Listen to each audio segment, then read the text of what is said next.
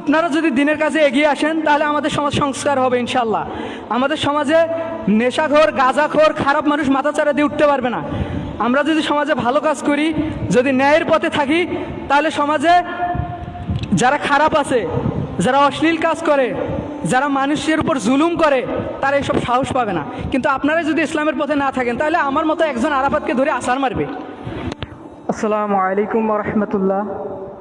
আলহামদুলিল্লাহি ওয়াহদা ওয়াসসালাতু ওয়াসসালামু আলা মান লা নাবিয়্যা বা'দা। রব্বি ইশরাহ লি সাদরি ওয়াইসির লি আমরি ওয়াহলুল উকদাতাম মিন লিসানি ইয়াফকাহু কাওলি। সমস্ত প্রশংসা সেই আল্লাহ রাব্বুল আলামিনের জন্য, যিনি আমাদেরকে একটি দ্বীনি বৈঠকে উপস্থিত হয়ে কিছু দ্বীনি কথা শোনার তৌফিক দান করেছে। সকলে বলে আলহামদুলিল্লাহ।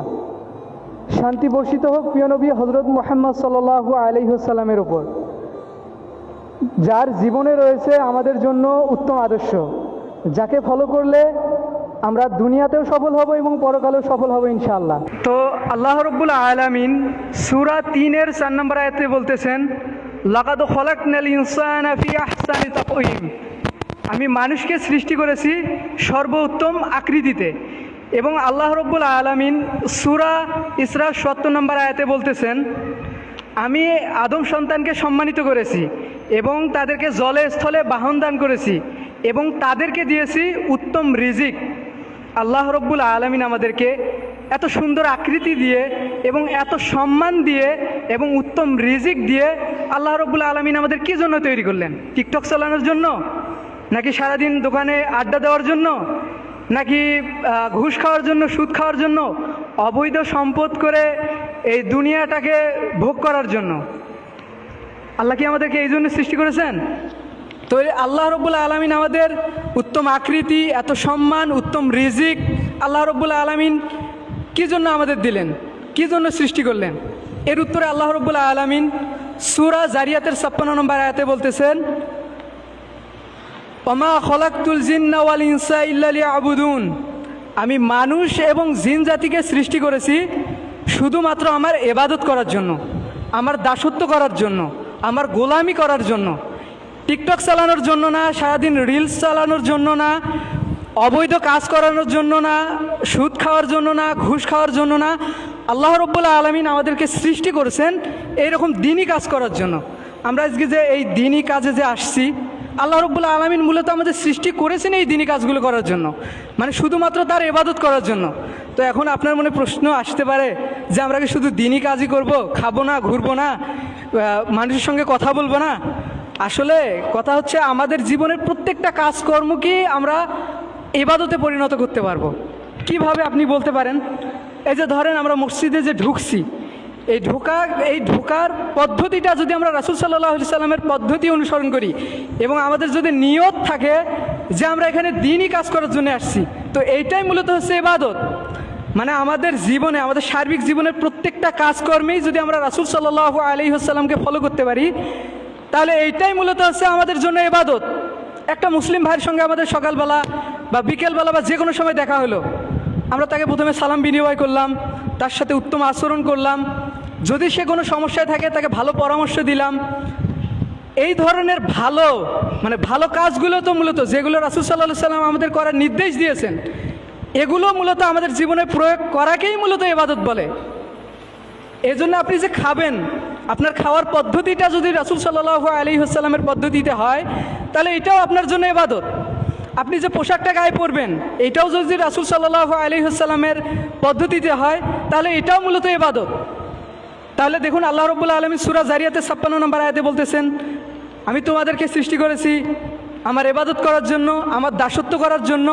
তো দেখুন আমরা কিন্তু আমাদের জীবনের সার্বিক সব কাজকর্মকে আমরা ইবাদতে পরিণত করতে পারি। আমরা যদি আমাদের সংসারে, আমাদের পরিবারের মানুষের জন্য যদি উপার্জন করি, এই উপার্জনটা যদি আমরা হালাল পথে করি, যদি রাসূল সাল্লাল্লাহু আলাইহি সাল্লামের পদ্ধতিতে করি, তাহলে এটাও আমাদের জন্য ইবাদত। আমরা যে ফোন ইউজ করি, এই ফোনটা যদি ভালো কাজে ইউজ করি, দাওয়াতি কাজে যদি ইউজ করি, কোরআন তেলাওয়াত শুনলাম, বড় বড় শায়েখ যারা আছে, যারা দিন ধর্ম সম্পর্কে ভালো জ্ঞান রাখে, তাদের ওখান থেকে ইলম নিলাম। এখন অনলাইনে অনেক কোর্সও পাওয়া যায়, অনলাইনে আমরা চাইলে অনেক কোর্স করে দিন সম্পর্কে অনেক ইলম অর্জন করতে পারি। আমরা তো সারাদিন রিলস, টিকটক মানে অশ্লীল কাজ নিয়েই ফোনটাকে আমরা ব্যস্ত রাখি, কিন্তু আমরা ভালো কাজে ফোনটাকে ব্যবহার করি না। অথচ আমরা যদি ফোনটাকে ভালো কাজে ব্যবহার করতাম তাহলে আমরা পরকালে অনেক লাভবান হতাম এবং আমাদের জান্নাতে যাওয়াটা অনেক সহজ হতো এবং আমরা অনেক ইলম অর্জন করতে পারতাম। তো আল্লাহ রাব্বুল আলামিন মূলত আমাদের সৃষ্টি করেছেন তার ইবাদত করার জন্য, অথচ আমরা ইবাদত করতেছি কার? আমরা কি আল্লাহ রাব্বুল আলামিনের ইবাদত করতেছি? দেখা যাচ্ছে যে আমরা আল্লাহর ইবাদত বাদ দিয়ে আমরা শয়তানের ইবাদত করতেছি। দেখুন সূরা মারিয়মের 59 নম্বর আয়াতে একটা কথা বলা আছে, সেটা হচ্ছে মানে জাহান্নামীদের লক্ষণ হচ্ছে সে নিজের মন মতো চলবে। মানে আপনি সকালবেলা উঠবেন, খাবেন, ঘুম আসবেন, এগুলো সব আপনার নিজের মন গড়া নীতি, মন গড়া অভ্যাস। এগুলো একটাও রাসূল সাল্লাল্লাহু আলাইহি ওয়াসাল্লামের নীতি নয়। মানুষের সঙ্গে কি কথা বলবেন, কিভাবে মানুষের সাথে আচরণ করবেন, এগুলো আপনার নিজের ইচ্ছা মতো বলতেছেন। মানে এখানে কোনো শরীয়তের কোনো বিধানকে আপনি ফলো করতেছেন না। এটাই মূলত হচ্ছে প্রবৃত্তি।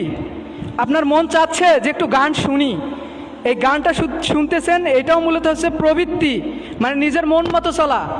অনেকে আমরা দাড়ি কাটি, এই দাড়িটা যে আমরা কাটতেছি এটা মূলত হচ্ছে প্রবৃত্তির অনুসরণ করা, মানে নিজের মন মতো চলা। আমরা যেটা ভালো মনে করি ওইটাকেই আমরা ফলো করি। তো ওইটাকে যখন আমরা ফলো করব তখন আমরা প্রবৃত্তির অনুসরণ করব, তো তখন আমরা বুঝবো যে আমরা জাহান্নামের পথে হাঁটতেছি। যেমন আল্লাহ রাব্বুল আলামিন সূরা মারিয়মের 59 নম্বর আয়াতে আল্লাহ রাব্বুল আলামিন এটাই বলেছেন যে জাহান্নামীদের লক্ষণ হচ্ছে সে প্রবৃত্তির অনুসরণ করবে এবং সালাত বিনষ্ট করবে। তো এখানে আমরা অনেকে উপস্থিত আছি, হয়তোবা অনেকে সালাত পড়ি, হয়তোবা অনেকে পড়ি না, হয়তোবা অনেকে পড়লেও সময় মতো পড়ি না। আসলে সালাত বিনষ্ট করা বলতে এটাই বোঝাচ্ছে যে সালাত সময় মতো পড়ি না, সালাতকে অত গুরুত্ব দেই না। যে তো পড়ে না ও তো কাফের, যে তো পড়ে না ও তো সরাসরি কাফের। এটা হাদিসে অনেক জায়গায় দেখা যায়, মানে বড় বড় আলেমদের মত, এবং আমরা হাদিস যদি দেখি তাহলে আমরা মূলত এইটাই বুঝি যে ব্যক্তি ইচ্ছাকৃতভাবে সালাত একদম পরিত্যাগ করলো সে ব্যক্তি কাফের। তো আসলে আজকে আমাদের এখানে উপস্থিত হওয়ার উদ্দেশ্য হচ্ছে যে আমরা কিভাবে এই সমাজটাকে ইসলামের দিকে নিয়ে যাইতে পারি, মানে ইসলামিক কাজগুলো কিভাবে করতে পারি। তো সেইটাকে কেন্দ্র করেই মূলত আমাদের আজকে এখানে এই বৈঠকটা ডাকা। তো আমাদের যে যুবক ভাইরা আছে, তো আমাদের সবারই উচিত ইসলামের পথে এগিয়ে আসা এবং ইসলামের কাজ করা। যেহেতু আমরা যদি ইসলামের শুরুটা দেখি, অনেক যুবক সাহাবী তারাই মূলত কিন্তু এই ইসলামটাকে এত উঁচু পর্যায়ে এনেছে এবং দাওয়াতি কাজ অনেক ভালোভাবে করেছে। তো অতএব আমাদেরকে ওই দাওয়াতি কাজগুলোর সাথে সম্পৃক্ত থাকতে হবে, আমাদেরকে এই দাওয়াতি কাজগুলো করতে হবে, তাহলেই মূলত আমরা পরকালীন মুক্তি পাবো, পরকালে জান্নাতে যেতে পারবো ইনশাল্লাহ। তো আমরা যারা এখানে আছি, তো ইনশাল্লাহ সবার কাছে আমার অনুরোধ থাকবে আমরা সবাই 5 ওয়াক্ত সালাত আদায় করব এবং শরীয়তের বিধি বিধানগুলো আমরা পরিপূর্ণভাবে মেনে চলার চেষ্টা করব। দেখুন ভাই, আপনি আজকে যে খারাপ পথে, ভ্রান্ত পথে চলতেছেন, এটা ক্ষণিকের, মানে এখন হয়তো আপনি একটা খারাপ কাজ করে মজা পাচ্ছেন, কিন্তু এই মজাটা আপনার জন্য কিন্তু স্থায়ী না। এটা কিন্তু একটা সংক্ষিপ্ত সময়ের জন্য, কিছু সময়ের জন্য আপনি একটা হারাম কাজে মজা পেতেও পারেন, কিন্তু এটার জন্য আপনাকে জাহান্নামে দীর্ঘ সময় আপনাকে আযাব খাটতে হবে, আপনাকে অনেক কষ্ট পেতে হবে। অতএব আপনারা যদি বুদ্ধিমান হন, আপনারা যেখানে ভাই ব্রাদাররা আছেন, আপনারা যদি বুদ্ধিমান হন তাহলে আপনাদেরকে আল্লাহর পথে আসতে হবে। আল্লাহর পথেই মূলত আসল সুখ। দুনিয়ার যে সুখ আছে এগুলো কিছু সময়ের জন্য, যে সম্পত্তি আমরা ইনকাম করতেছি, হারাম হোক হালাল হোক, এগুলো সব আমাদের ছেড়ে কিন্তু দুনিয়া ত্যাগ করে আমাদের চলে যেতে হবে। অতএব আমাদের ফোকাস থাকতে হবে পরকাল।